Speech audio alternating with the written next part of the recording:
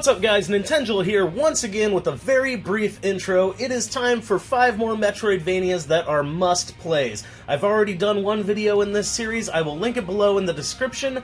I do want to say that I know some people do not like the term Metroidvania, but the reality is it truly does describe a very niche genre that takes elements of Metroid games and melds them with elements of Castlevania games. Sometimes with RPG elements and sometimes without. Exploration and enhancements are a must, however, so let's get straight into this. Sorry if you don't like the term, but I guarantee you will like these 5 games. Let's get into it!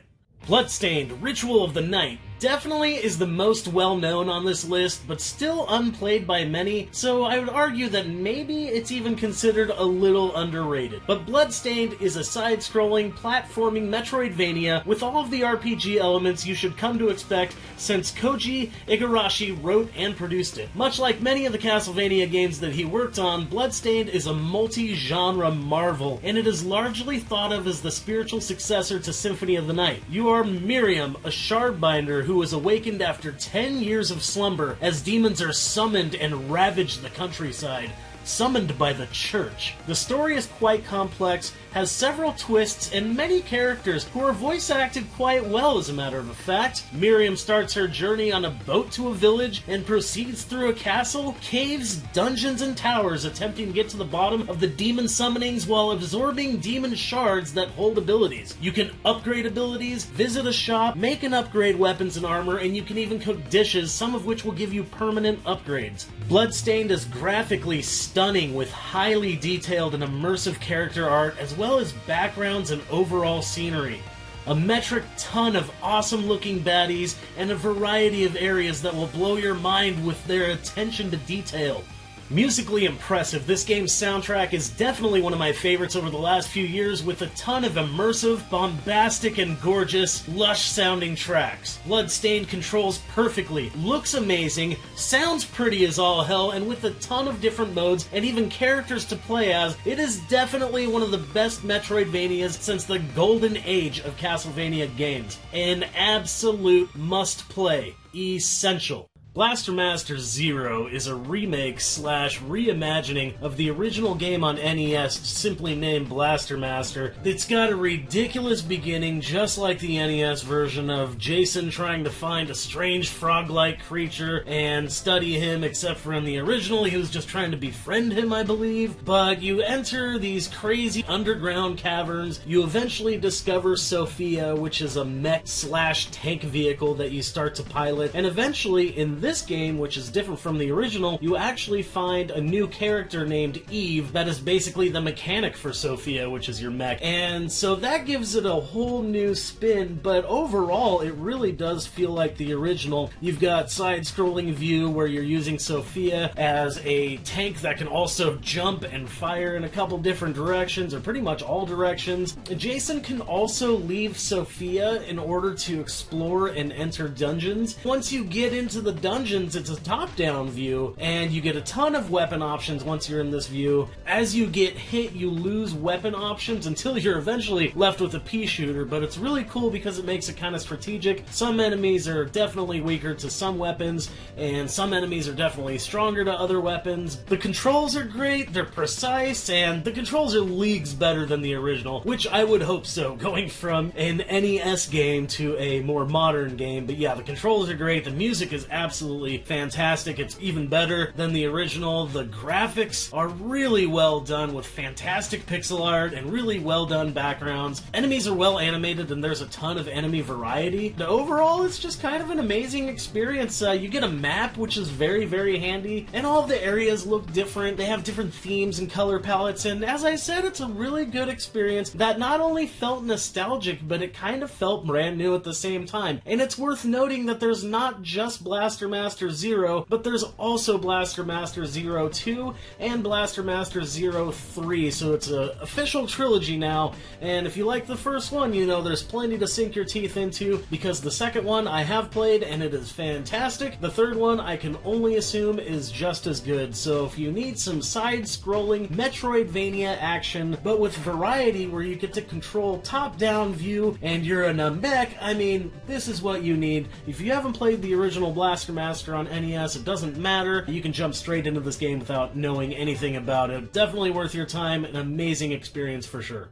The Mummy Demastered is a dark, side-scrolling, platforming Metroidvania with obvious nods to Castlevania games and run-and-gun shooters. With intuitive controls, multiple weapons that are easy to use, and the ability to shoot in all 8 directions, it is an absolute joy to control. Your character will obtain multiple items and upgrades that will unlock previous areas or new areas. When you die, which you will, over and over, trust me I know, you are replaced and basically have to hunt down the zombified version of yourself to get your items back. Sounds easy?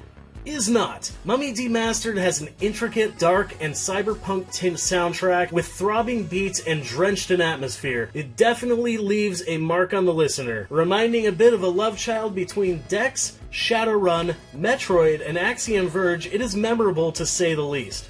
Highly detailed and well animated, the art style and graphics of Mummy Demastered are pleasing to the eye, and you can definitely see the way forward DNA in the game. Variety and enemies and their corresponding animations are creative and well done, and remind a bit of Castlevania and Super Metroid, with ghouls, zombies, and insane creatures. With back and forth traversing, multiple equipable weapons and sub-weapons, a vast map, and a spectacular soundtrack and graphics, Mummy Demastered is an absolute pleasure to immerse yourself in.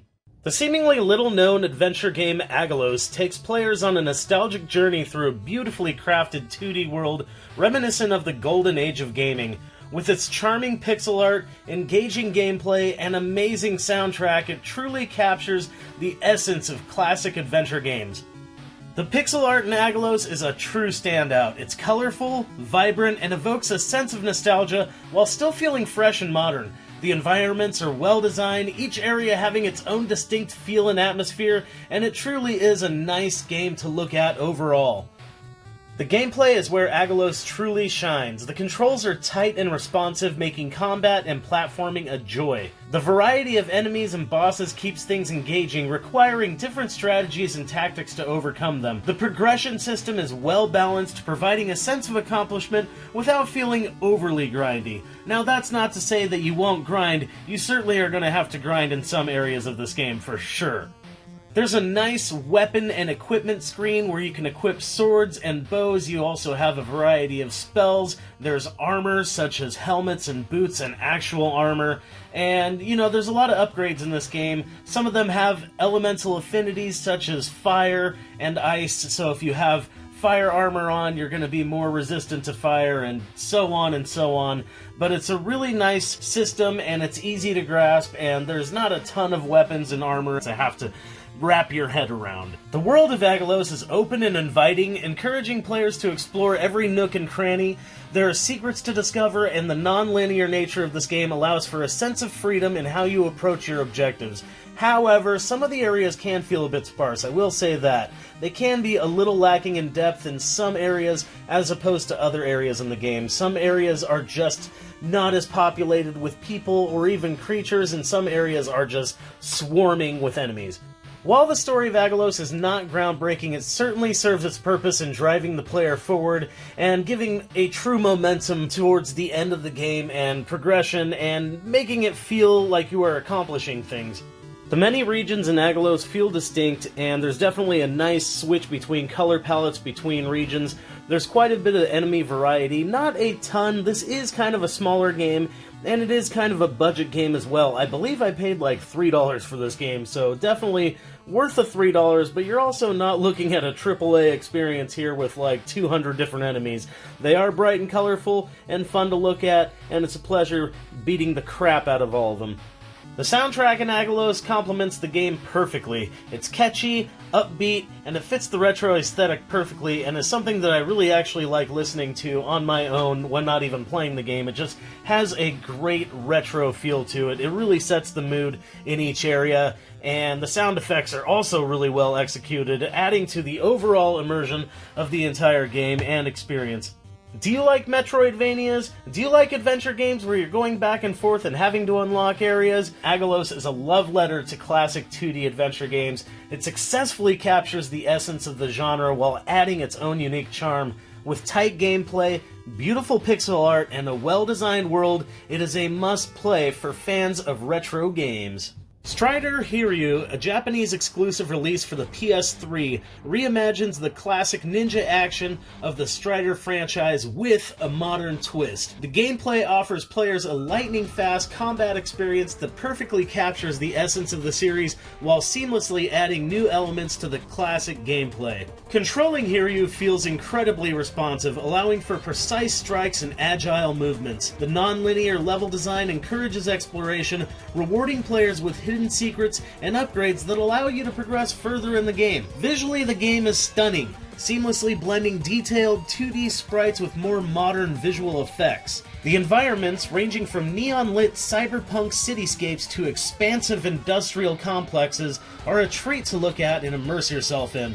I will say one complaint I have in the visual department is the scan lines. I have not found a way to turn them off, and I feel that visually it kind of takes away from the experience, but it's certainly not a reason to pass this gem up. One of the game's standout features is its memorable boss battles. Each encounter is a well-crafted challenge requiring players to study attack patterns and react with well-timed precision. While the story admittedly takes a backseat to the amazing gameplay, it does the job of setting up a nice dark story set in a dystopian world where oppressive forces reign supreme. The soundtrack complements Strider's action and adds a nice sense of forward momentum and maybe even a little urgency. Sound effects are well done, adding a certain oomph to every strike and explosion. Old fans of Strider and those new to this franchise will certainly enjoy the fast-paced action and exploration of this new entry, and despite it being a Japanese exclusive, the PS3 is not region-locked and this game can still be found on eBay for like $50-$60. Well worth it in my opinion, as Strider Hiryu is an unknown and, dare I say,